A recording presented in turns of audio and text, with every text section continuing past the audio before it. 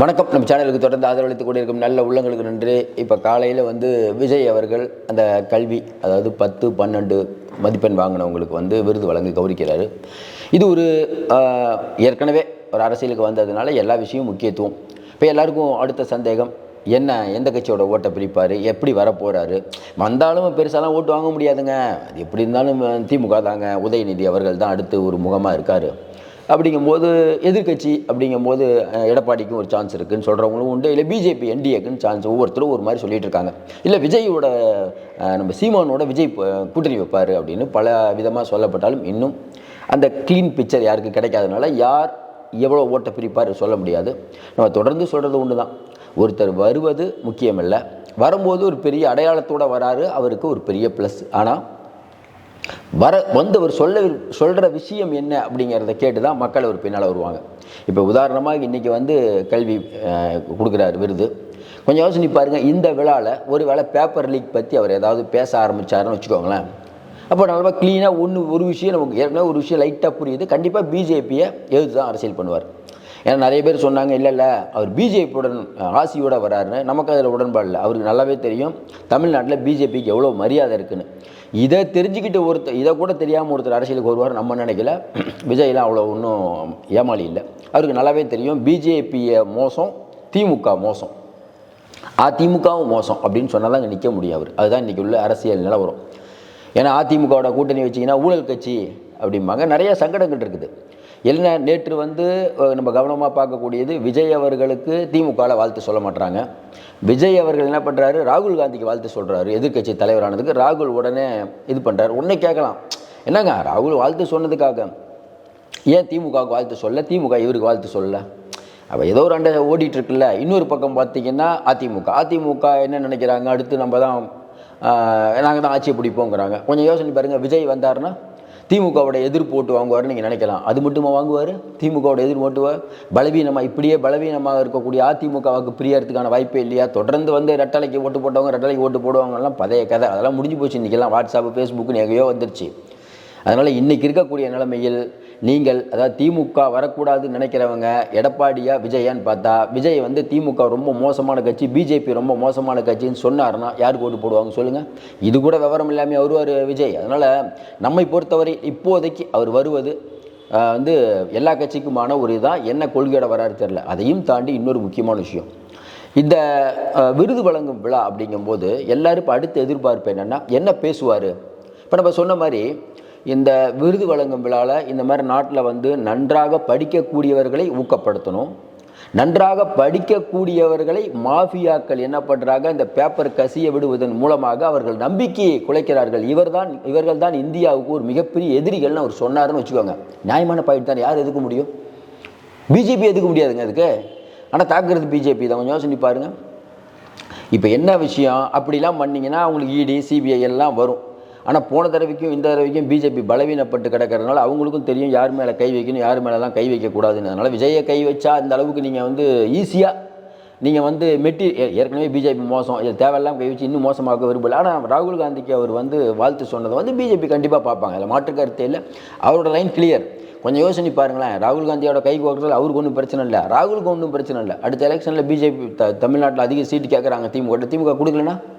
அதனால் எதுவும் நடக்கலாம். இன்னொன்று ராகுல் காந்தி, விசிகா எல்லாம் இந்த பக்கம் வந்தால் அது ஒரு பெரிய கூட்டணி தான். அதில் மாற்று கருத்தே இல்லை. இன்றைக்கி இருக்கக்கூடிய நிலைமையில் திமுக இந்த மாதிரி ஒரு பதட்டமான நிலைமையில் இருக்குது. திமுகக்கே நல்லது. ஏன்னா திமுக இல்லைன்னா இப்போ கொஞ்சம் விஜய் வரலைன்னா என்ன, எதிர்கட்சியே இல்லை. அதாவது எடப்பாடி பழனிசாமி அவரெல்லாம் இப்போ போட்டியே இல்லை நம்மளை பொறுத்த வரைக்கும். அண்ணாமலை பேசுனதுனால இருக்கிற 10 ஓட்டு போயிடும். ஆளுநர் வேறு இருக்கார். அதனால் நமக்கு பிஜேபி இந்த அடுத்த சட்டமன்ற தேர்தலெல்லாம் வளருமான்னு கேட்டிங்கன்னா இப்போ இருக்க 4 கூட வருமாங்கிறதா சந்தேகம். சொந்த செல்வாக்கில் வேணால் 2 பேர் ஜெயிக்கலாம், மற்றபடி பிஜேபி வரதுக்கான வாய்ப்பே இல்லை. அது 2 வருஷத்துல இவங்க பண்ணுற அநியாயத்துக்கு வராது. அப்போ யார் இருக்கா?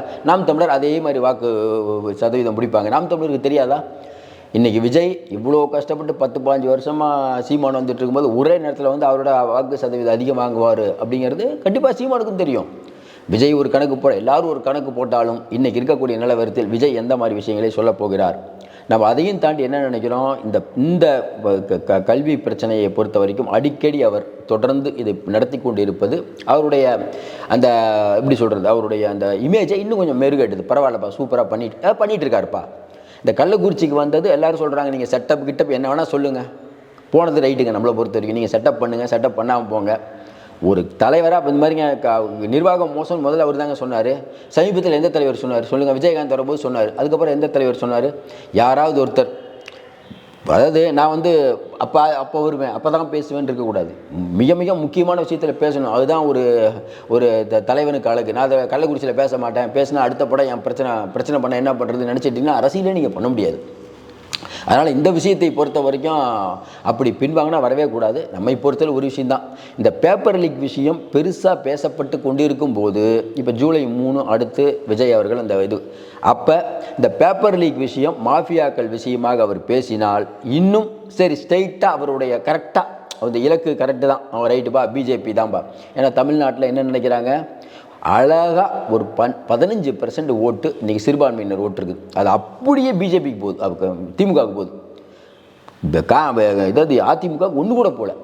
அப்போ காங்கிரஸ் விஜய் ரொம்ப தீவிரமாக பிஜேபி எதிர்ப்பு. அப்படி எதிர்த்தால் விஜய் ஏன் அப்படி யோசிக்கக்கூடாது, எதிர்த்தால் திமுக இருக்க அந்த ஓட்டை நம்ம வாங்கலாம், ஒரு மாற்றம். அதுவும் இல்லாமல் எப்பயுமே தேர்தலில் ஒரு பெரிய இஷ்யூ வந்ததுன்னா எல்லாமே அவுட்டுங்க.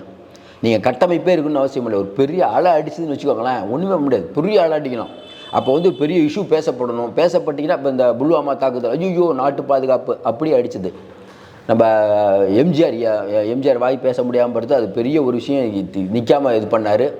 அதனால் இன்றைக்கி வந்து அவர் ராஜீவ்காந்தி இறப்பு ஜெயலலிதா பெரிய லெவலுக்கு வைக்கிறாங்க. அதனால் இன்றைக்கி ஒரு பெரிய விஷயங்கள் விவாத பொருளாச்சுன்னு வச்சுக்கோங்களேன். அது வந்து பெருசு பாருங்க அரசியலமைப்பு சட்டம், அதனால தான் இந்த அளவுக்கு வாங்கிச்சு. அதனால் இன்றைக்கி விஜய் அவர்கள் வரும்போது பெரிய இஷ்யூ. ஏன்னா 2 வருஷம் இருக்குது இன்னும். இவங்க சொல்கிற மாதிரி 75,000 வேலை வாய்ப்புலாம் ஸ்டாலின் சொல்கிறார். என்ன சிக்கல்?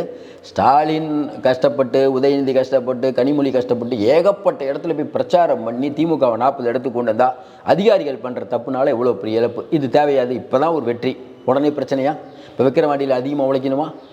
அதான் தொடர்ந்து சொல்லிகிட்டு இருக்கோம். ஸ்டாலின், உதயநிதி இவங்கெல்லாம் வந்து அரசியல்வாதிகள். இவர்கள் 5 வருஷத்துக்கு அப்புறமே மக்கள்கிட்ட நிற்கணும். அதிகாரிகள் அப்படி இல்லை, அவங்க நிறையா தப்பு பண்ணுறாங்க. இந்த அரசாங்கம் உங்களை கேட்பதில்லை அப்படிங்கிற ஒரு பெரிய குறை இருக்குது. இதை நிவர்த்தி கொள்ளலைன்னா வருங்காலில் திமுகவுக்கு சிக்கல் தான். மறுபடியும் நம்ம சொல்கிறோம், திமுக நிறையா பண்ணுச்சானா, திமுக பண்ணுச்சு, பண்ணாமல் இருந்துச்சு, அதிமுக பண்ணுச்சு, பண்ணாமல் இருந்தது. உடனே திராவிட கட்சிகள் மோசம் நம்ம சொல்லலை. ஆனால் இன்னும் நிறையா சரி பண்ண வேணும். யாராவது ஒருத்தர் நான் சரி பண்ணுறேன்னு வந்து அவருக்கு நேரமும் காலமும் உகந்தமாக இருந்தால் கண்டிப்பாக அவர் வந்து முதலமைச்சராக கூட ஆகலாம்.